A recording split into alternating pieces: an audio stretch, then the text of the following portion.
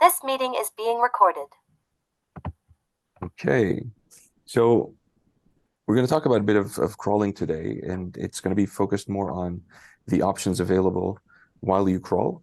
Not just, we've talked a few weeks ago about what you can do with some of the data post crawling, but now I want to focus a bit about the options available when you do the crawling. Okay, so starting from the simplest example, just so in case anyone doesn't know, the crawl function just takes two simple parameters, a URL list, which can be a string or an actual list of a bunch of URLs, and an output file. So here we crawl the example.com page, we save it to example.jl, it has to be JSON lines, and we have example.jl. This is the output that we get. Okay, now, of course, this is difficult to read, so we read into a data frame with read JSON, and we set lines equals true, and we get this data frame. This is just one page, and that's it. And of course, you can any data frame can be converted to CSV, which I did over here with a toCSV function.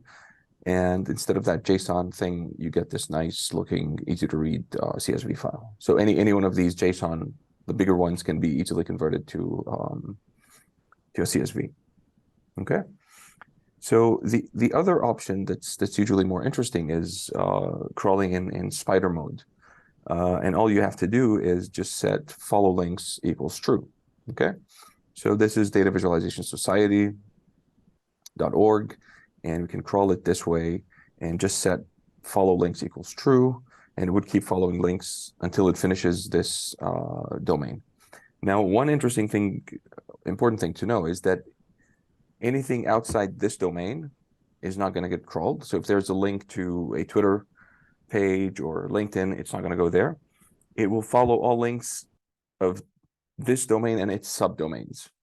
Okay, so if it's like blog.www or whatever, it will follow those subdomains and subdomains only. So there's an option here called allowed domains, which you can modify and say, I don't want blog.website.com or something like that, or I want to follow that. Okay, so it's the same process here. You read JSON, dvs.jl, Data Visualization Society, and set lines equals true, because this is a JSON lines object. Every URL is saved on a separate independent line in the file. Okay, so this website has 467 pages and 101 columns. So you can see there's a lot of stuff to analyze. Now, one important thing about how the data is structured here is this follows the tidy data format, or now it's more recently being called longer format, which is variables and observations, the observations being the URLs, and the variables being attributes of these pages. So H1 exists in one column and only one column, okay? And in this column, you don't find anything else other than H1, and so on. Now, two observations here. First of all, sometimes on the same page, you have more than one H1 tag, right? And in that case, you have them combined together with two @ signs, as you can see over here, okay? So if you have 20 or 30 or 100, it's still in the same column. And in that cell, which corresponds to URL number 0, you have a bunch of H1 tags. Sometimes it's not available, which means on this page, there has been no H1 tags. And sometimes when you're not so nice to the server, they'll tell you, hey, get off. Which brings us to another interesting topic, which is enabling auto-throttling while crawling. So over here, I got about 50 pages of 429. Get the hell out. So I tried a few times, it didn't work, and then finally it worked with this options. So under custom settings, there's like more than 100 settings that you can set here. So auto throttle enabled, set to true, keeps on varying the speed of crawling and the number of concurrent requests, so you don't get kicked out. Okay, this is done automatically for you. You just set it to true, and you can also set a target concurrency. So I set it to 1. Just make one request at a time. Don't make 8 requests, for example, because we don't want to scare them. And I was even more conservative. I said download delay is 2 seconds. So on average, wait 2 seconds between every 2 requests. So you're like really, really nice to the server, and you don't overwhelm them. So it finally worked. So the new one, this data frame, DBS throttle, is got 466, 200 status codes, and 2 404s. And the old one, as I mentioned, I got 53 429s, which is too many requests. Okay, so if you're not in a hurry and you can wait, so this is a good option to try. Okay, clear everything so far? If anyone has a question or anything, just okay. So one thing about counting those values is, let's take the H1 column, for example. As you can see here, there's a bunch of them, and in some cases, this is empty.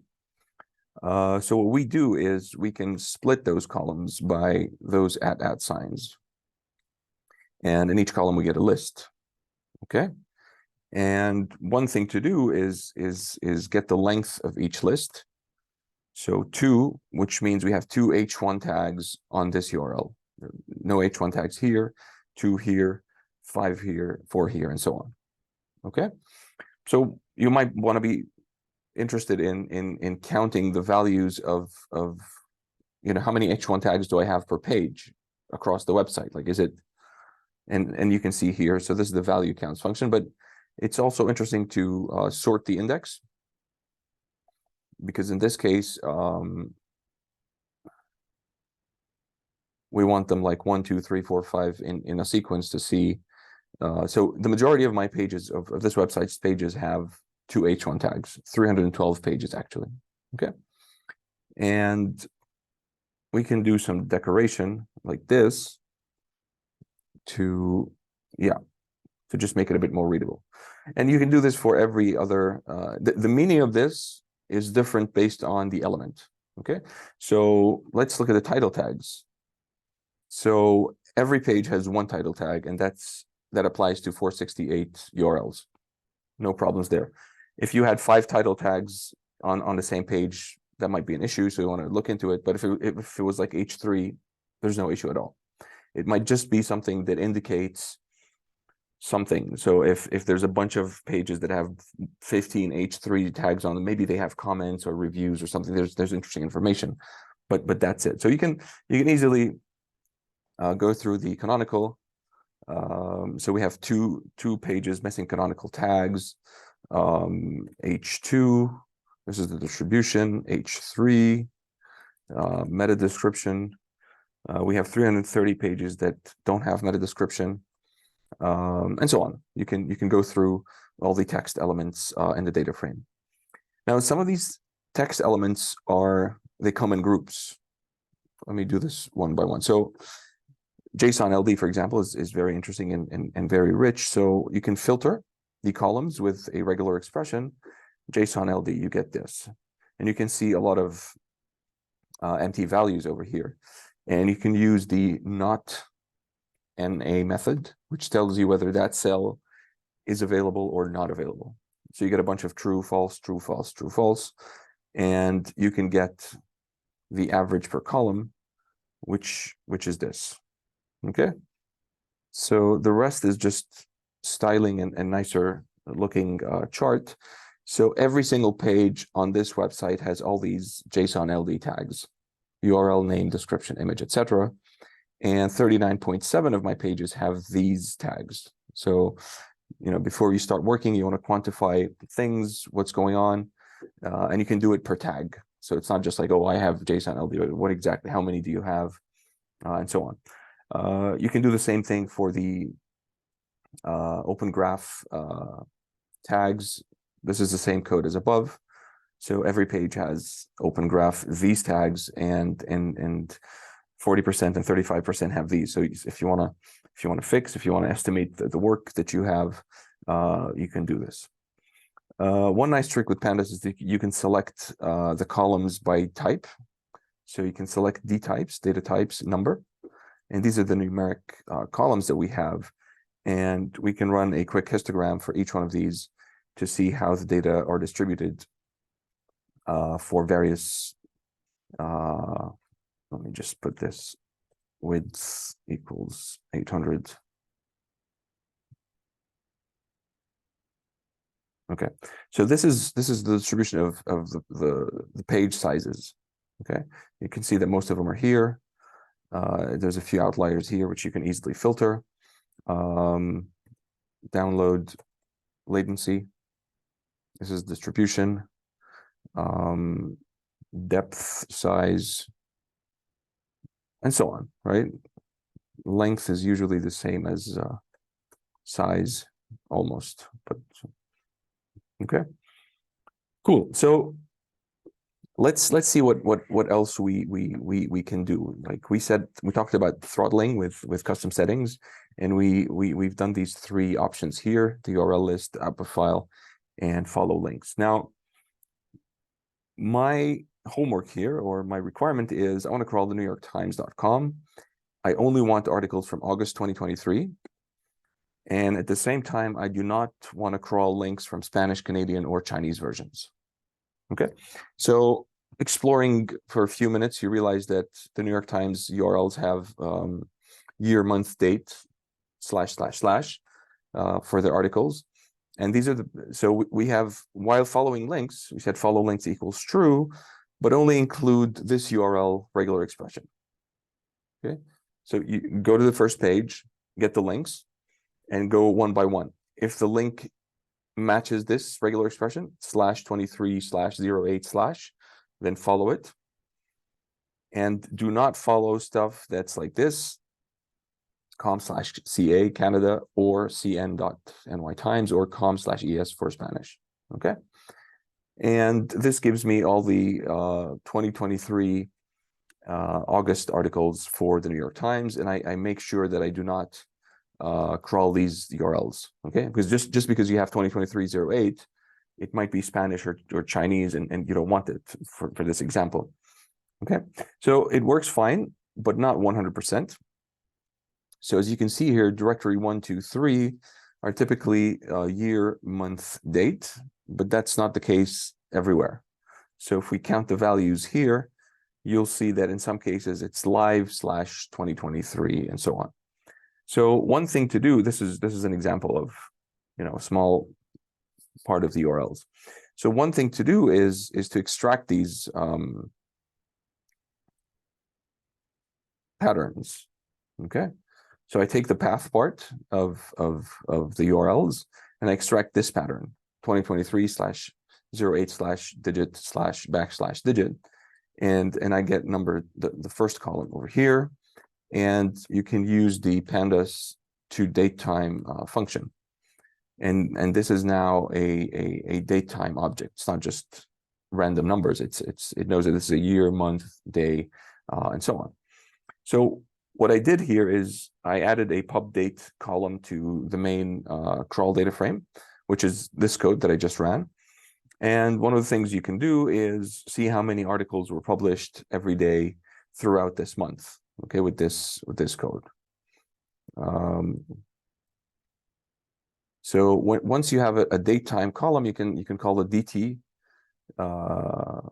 methods and ask for the days, or you can say, give me the month. All of them are 8, or year. Everything is 2023.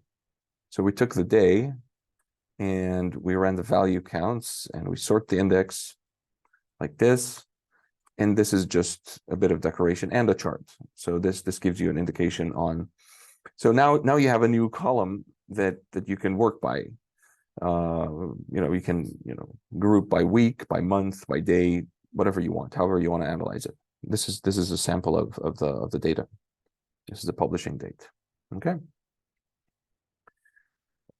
Same thing here. I went to this website, and this is the category of drinkware.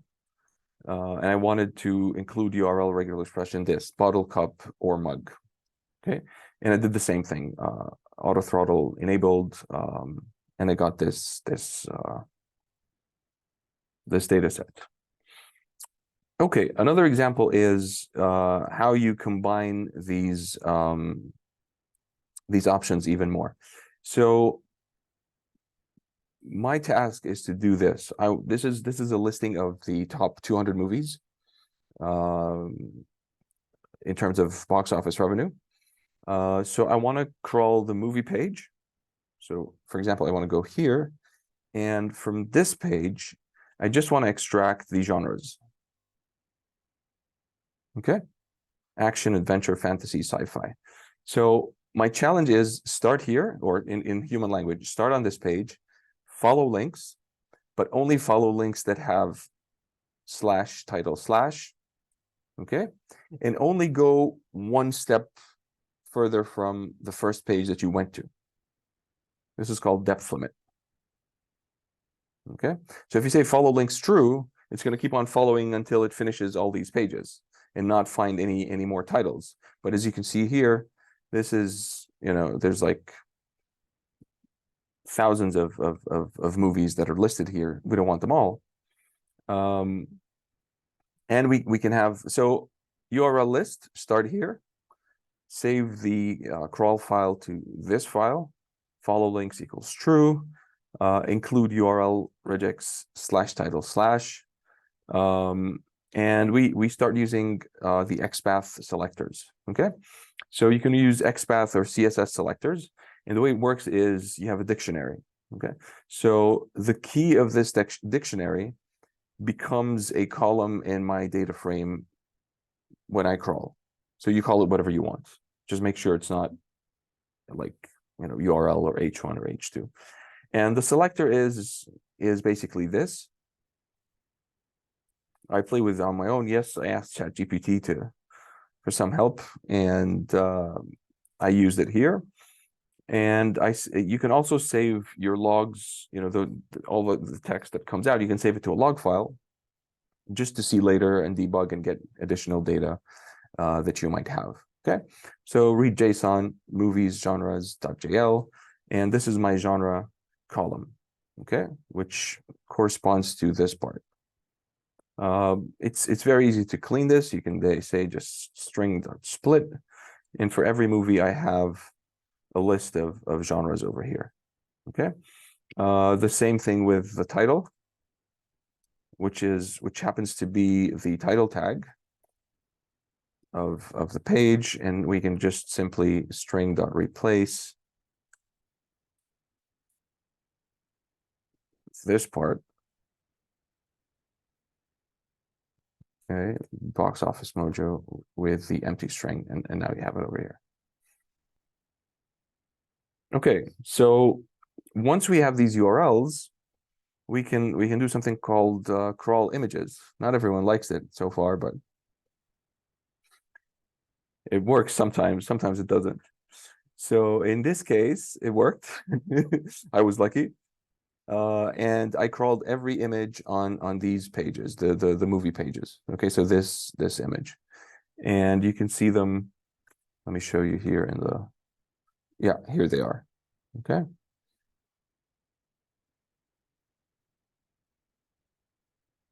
So the way it works is you have start URLs, and here it's not an output file, it's an output directory, because we want to save those image files in a folder and dump them there, and then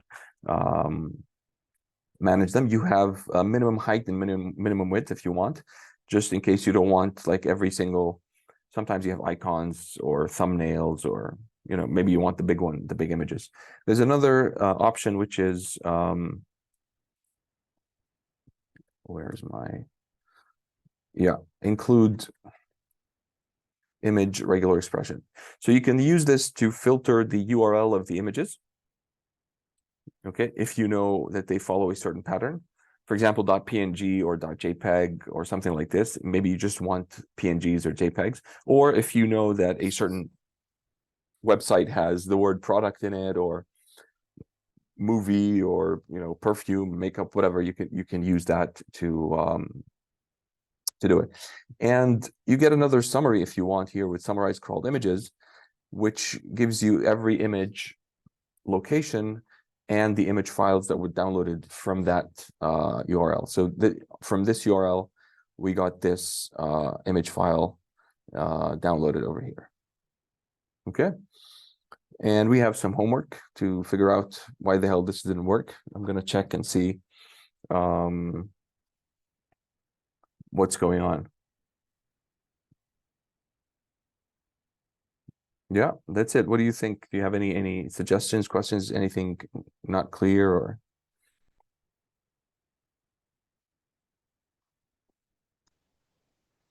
I think it's excellent. One of the things Thanks. I mean, I have a couple of questions. Please. Total URL capacity for performance. So sometimes with ad hoc crawling, I've gone up to 3-4 million URLs, Well, and some of the tools that I've used are just they get pitifully slow after about a million. What is the maximum amount of URLs that you've tested with advert tools? so the one good news in this is that advertools doesn't consume much memory when crawling Mm-hmm. at Okay. all. It's like a tiny footprint because at any point in time you're handling, like, let's say 100 pages, you're parsing these, you're downloading another 100, and then you're Mm-hmm. dumping a few to a page. So the whole thing that you're consuming is whatever 200 megabytes or something like that, and you're like dumping it on a continuous basis. I don't think it should slow down. So there's an option to but it's sometimes it's a bit tricky. Ray and I actually talked about this, which is there's an option to save your crawling jobs. Mm-hmm. Mm-hmm. So have you tried it? I've actually been tasked with this and totally haven't had the opportunity yet. So, Okay. but I'd love to see if I can help and see, like, because I'd love to push this further to millions of URLs and so on. So the idea Mhm. is when you set this job directory, all the URLs that have been downloaded and parsed and so on, processed, get saved there somehow. Mhm. So you can resume later without having to restart from scratch. So there's a record of the pages that have been crawled, right? Yep. And because Mhm. you don't always have the ability or the desire to run a crawl job like 27 Mhm. hours in one go. Yep. Maybe you want to crawl 2 Oh hours every yeah. day, Mhm. or you get kicked out to like Yep. Programs crash. I mean, there's a number of possibilities, and I can yeah. send you the job directory thing. Mhm. I've And actually read it. okay, I've looked through the documentation, which is I think is great. So nice. aware that it's one of the things I have to put it into practice. But yeah, I just was considering, just how performance is when you get into those larger data sets. But it sounds like it's fine. So Yeah, I mean the important thing is that mhm. it's not saving the data anywhere. It's just dumping it into the text file. Mhm. Yep, And while crawling, you can even read those files, right? So that's you have awesome. 1,000 URLs. You can read those and analyze them while the crawling is happening. Because when you're crawling, you're appending to the bottom of the page of the Mhm. file. Okay, which is also great because you don't overwrite what's been crawled previously.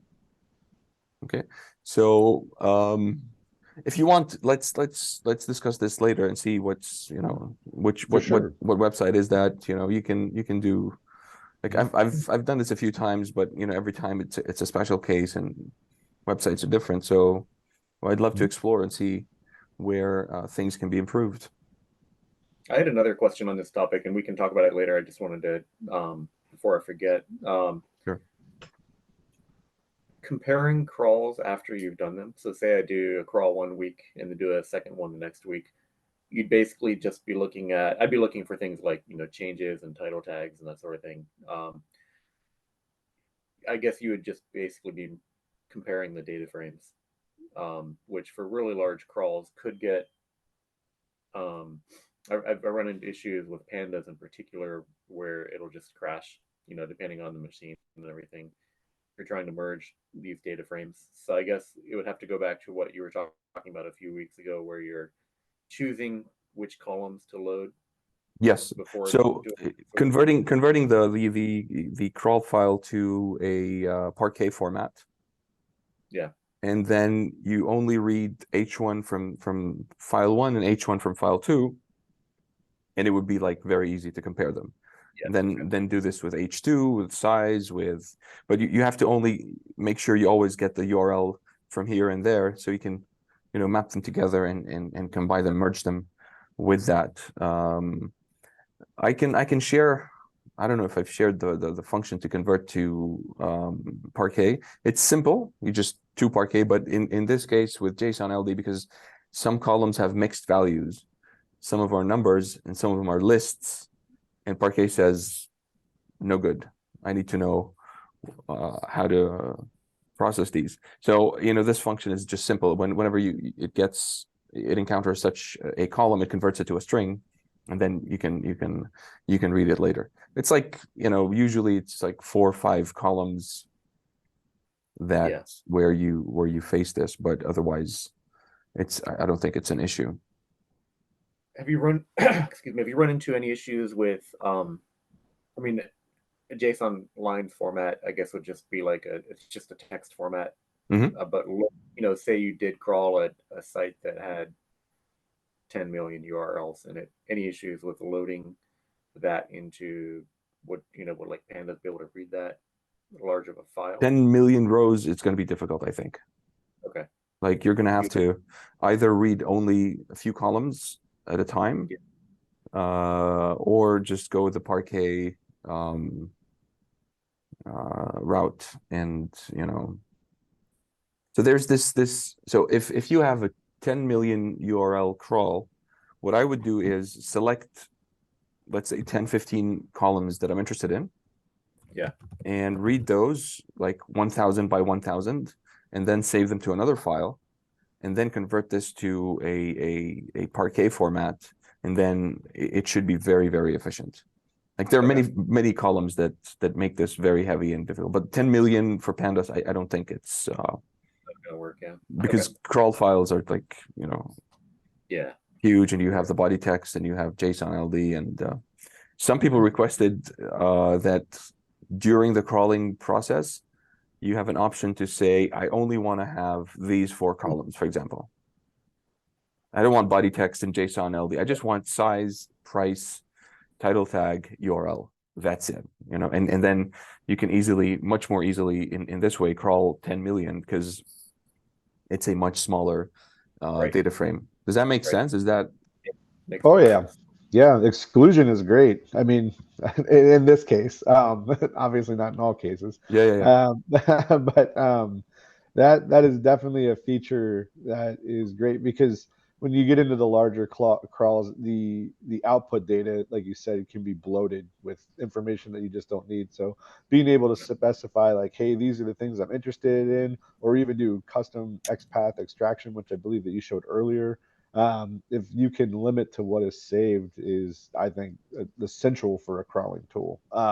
Because some of the out-of-the-box solutions just don't do this at a granular level that I think advertools does, which is really nice. Which is what exactly are you referring to? So like, let's just use Screaming Frog for instance. You can include certain columns, but I don't think you can get it down to the granularity that your tool has, which I think is a bonus and a major plus to what you offer. So great. Yeah, I'll consider this. Like, so while crawling, there's going to be an option, and then that's the funny thing about programming. It writes itself, like, okay, I want to include these, but I want to exclude these. Can I just exclude these? Can I exclude with a regular expression? Sure. Yeah, I'm going to think about this, and if anyone has specific suggestions or inputs, I'd love to hear them. But I think this is an important feature. Well, the opposite question as well, which is, what would be the easiest or recommended way to add in columns that advertools doesn't currently have? Because I know it's based on Scrapy under the hood. So is there something that we should leverage there, or what would you recommend on that? So you can add new columns with XPath and CSS selectors. Okay. So if anything is not included by default and you want it to be included, some of these are, but I'd like to know what these are like, and if might include them anyways. Okay, it- let me here. I was doing a little bit of benchmarking here of Mhm. what columns I would want to include. So, and some of it might be kind of specific to our use case, but well, I guess one of the ones that's bigger, you handle links already, outlinks, like links from each individual page to other pages. Are those, is that any link on the page? So I guess like one thing we would want to restrict would be only show me basically for like an internal link mapping thing, you know? Yeah. Get So about the links, so first of all, there's a column called links URL. You get Yeah. every link on the page. Okay. And you get links text, so the anchor text, and links no follow, whether it's a no follow link or not. Now, you can very easily run a regular expression and say this domain means internal, otherwise it's external. So if the link contains example.com, it's internal, otherwise it's external. Now, Okay. another interesting you might want to do is it also by default, if available on the page, you get nav links, header links, and footer links. Yeah. If you have them. Now, what's very interesting here, I think, is that you can subtract links from nav, header, and footer links, and you end up with the links inside the content area. This is no guarantee, of course, because there's no standard way of putting links. And some people put navigation links in a normal div. You know, there's, but in some cases, you can. I think I have a notebook for that. How to, just a small script to subtract these. Let me see if I can bring it out. Extract inner links. I think that is the one.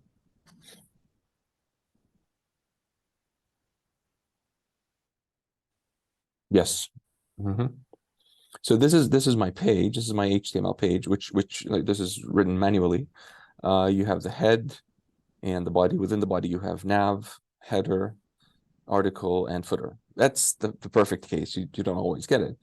And what you want is these, right? Yeah. Like footer links and this. So here's my data frame. Okay. And you get nav links text, nav links no follow, header links, and footer links.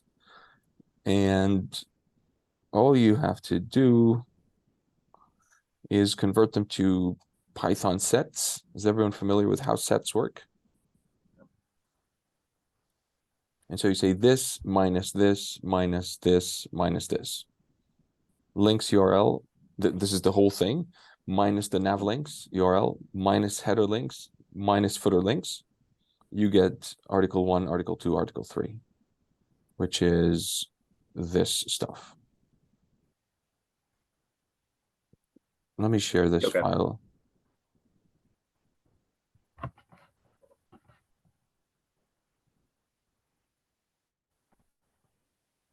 Cool. Thank you. There's also a probably a smarter way to do this, which is simple counting. Like if you have a certain link that's on 70,000 pages on the website, that means it's a it's a nav link, or it's a header link, or it's a, you know, so you can do that as well. Sets are very, very interesting in Python, because you can compare groups of lists, what's here that's not there, what's in common here but not here, put them together, deduplicate, and so on. How would you extend this then to build like a site-wide internal link graph, so you would know which pages are linking to which, and which page, like from an individual URL, you'd want to know like which pages are linking to that specific page? So Zlatan knows this, right? I think it's the first time when we were meeting, I was asking this. Scoring, yeah, score links.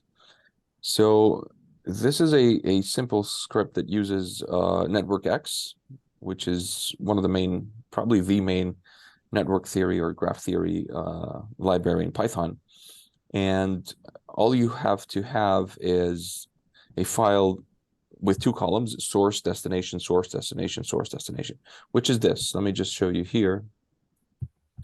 So let's say we have DVS throttle, okay? And we have URL and links URL, okay? So on this page, I have these URLs. On this page, I have these, and so on, okay? So there's a link from here to all these pages. Now, what you want to do is, I need to put this into a proper function because I think it's important. So the URL is DVS throttle URL, okay? And the link, or let's call them source, destination, okay? DVS throttle, yes, links URL, this one. Now I want to string split this with @ sign. So now I have a list here, okay? So from this page, I have a link to this one, this one, this one, and so on. And now we use the explode thing, and it doesn't work. Explode by destination. Okay. Now, as you can see, it's like 54,100 rows. So let's take just one of them. 0. Whoops.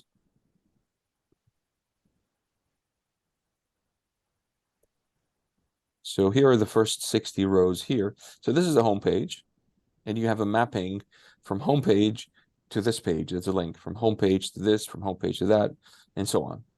Okay. So this is another one. Affiliated groups has links to all these things. Okay. So now you have a data frame of all the links on the website, and they are mapped: source, destination, source, destination, source, destination. And using this data frame, you can create a graph from to, which is a simple for loop. Okay, you create a digraph, a directed graph, because links are from and to. They're not reciprocal.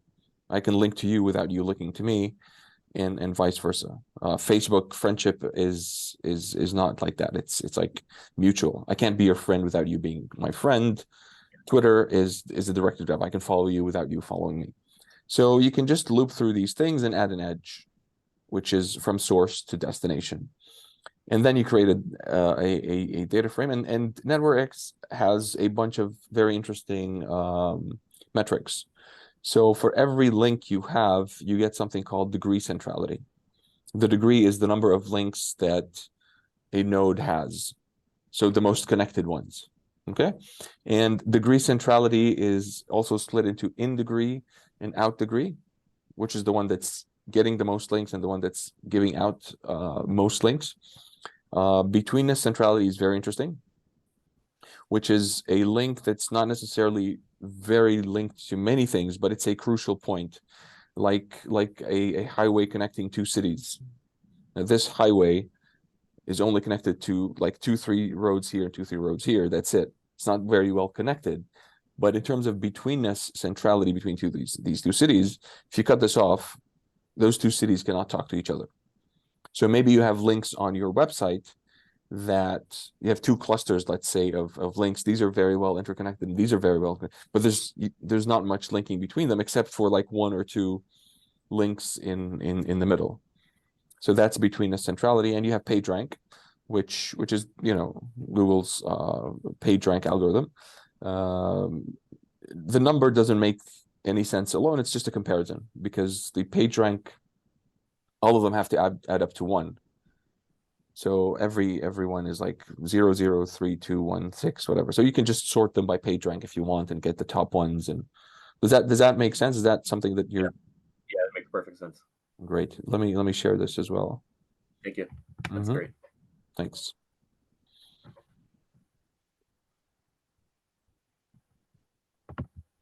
Said's getting ideas. No, it was my question actually. Thanks for asking. That was your question? Yeah. I wanted to know, internal link structure. And one more thing, please. Can we just remove boilerplate content from body text column?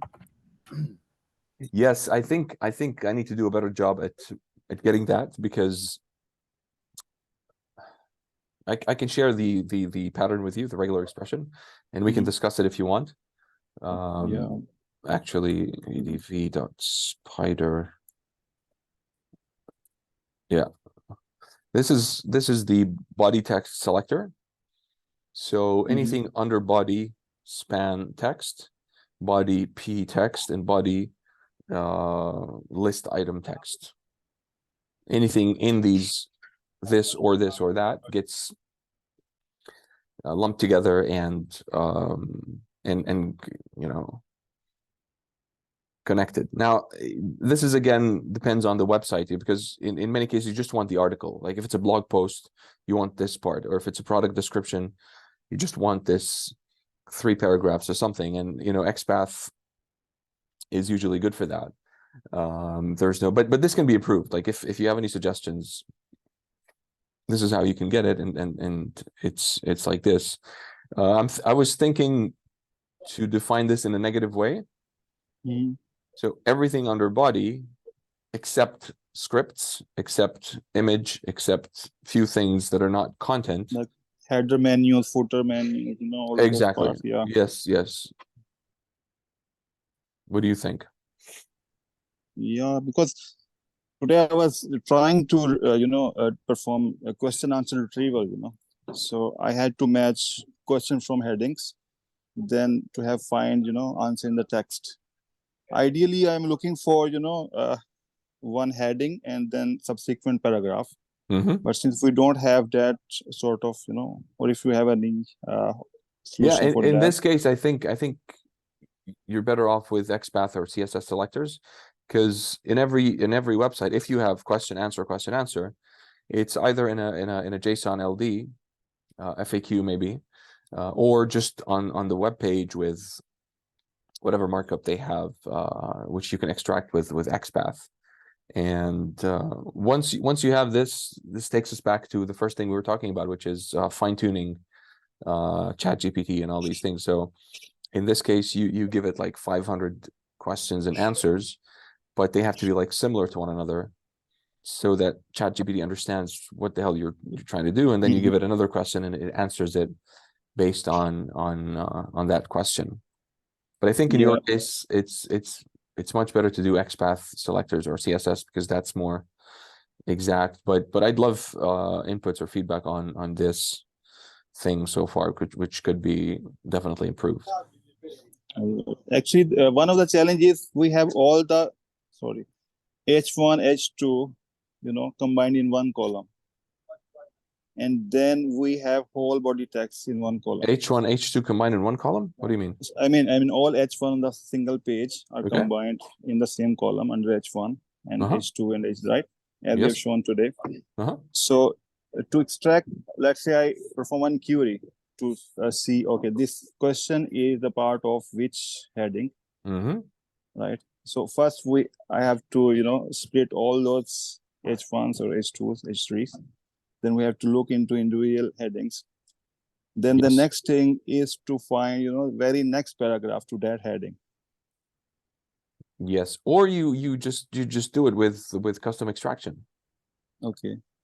So the question is usually formatted differently from the answers, right? It's either bold or bigger, or has a certain. So these are questions. You can have a just like we did here.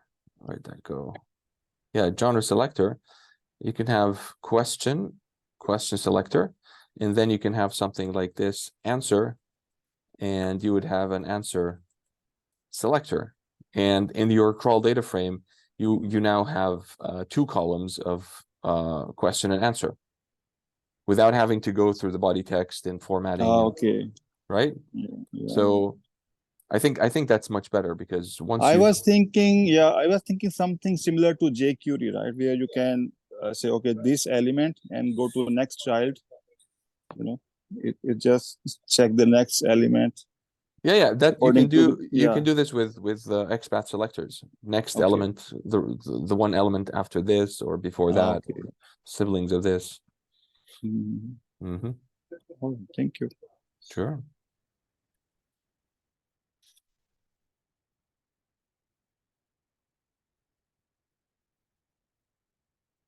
Body text.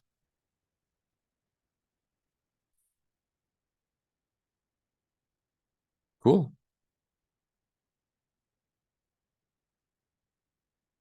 Any other thoughts? Could you walk through if I don't think I saw it earlier. Just the basics of stop and restart. I mentioned that I haven't had a chance to try it since we chatted about it a few months ago, but Yeah. I wasn't able to make it work for me. I don't know what I was missing there. Okay. So let's try with NewYorkTimes.com because they don't mind being crawled at all. So NYT crawl.jl, follow links equals true. And I'm going to say custom settings. Okay. So job directory, let's call it NYT crawl job. And I'm going to have another setting, which is close spider page count 300. Okay. So go through New York Times, follow links, but stop crawling after you've had 300 pages. Okay.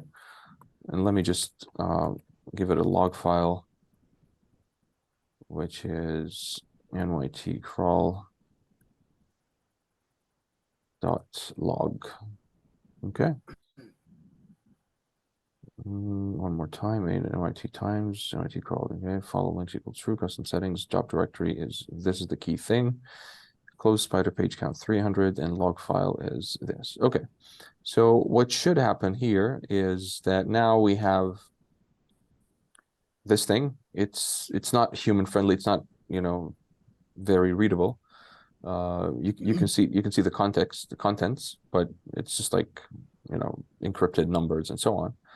And the whole idea is now it's going to crawl 300 pages, okay, and it's going to stop, and then we're going to use the same code and run it again.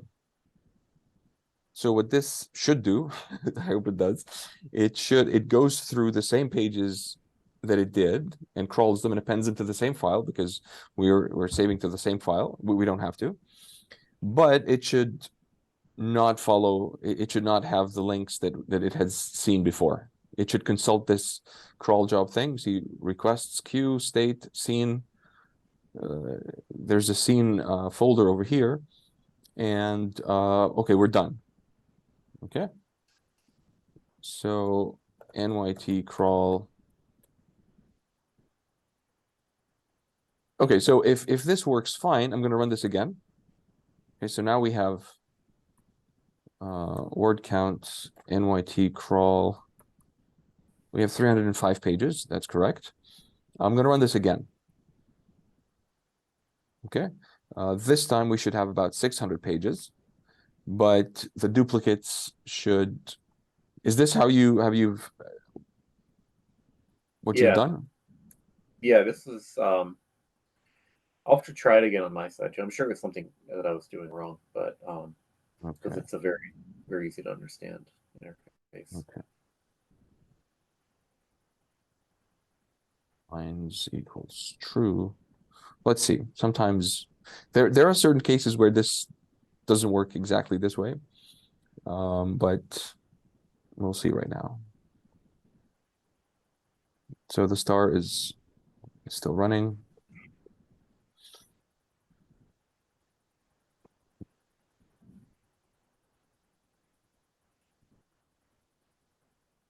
Okay. So 613, we read this, NYT crawl over here. So let's see if this works. URL duplicated. Okay. Sum is 0. Okay, it worked. Okay. So yeah, so now I have 600 pages, 600 URLs that are unique. And what I did, which goes back to what we were talking with Aaron about, this is what you probably would do with a million pages. So you would say close spider page count 100,000, let's say. Let it run for a few hours or days or whatever, like, take its own pace and stop, and then come back. You run the exact, but the most important thing here is the job directory. You have to specify it because it's going to refer to this folder. Okay, these are seen. So it converts these, it hashes them somehow, and this is the reference that it uses. So no, NewYorkTimes.com, I've seen this before. Don't crawl it. Keep looking, and so on. You might get a limitation if you don't have any links that haven't been seen to crawl. Right. So I go to the home page, and then all the links over there, I'm not 100% sure what these specific behaviors are, but in general, as you saw, this is, drop just one more time. Yeah, 613 pages after dropping duplicates into URL. So the magic is done here, and you just rerun it, the same code. Yep. Okay, that's cool. I'll give that another shot. I don't know what I was doing there. I'll let you know if I run into any issues on that. Though. I'll share the video and the code here, so you can also try it out, and I'd love to see if you come across issues or stuff. We'll see. Cool. This has been great. I bet you could do a whole other video on like the dropping in, because I think you have some documentation on dropping more into like the Scrapy level to further customize things like I'd be curious about JavaScript JavaScript is not there yet, but it's an interesting. But yeah, there's a, so this custom settings thing over here already has like 150 options. If you want to save your stuff to Google Cloud, you just put your username and password. If you want to put images, if you want to put, like, there's a lot of stuff here. But cool. I'm glad to hear this. And we can do more stuff like this about, more deeper stuff that can be customized, and we'll see. Now I need to fix this image crawler. Otherwise, our customer is going to be mad.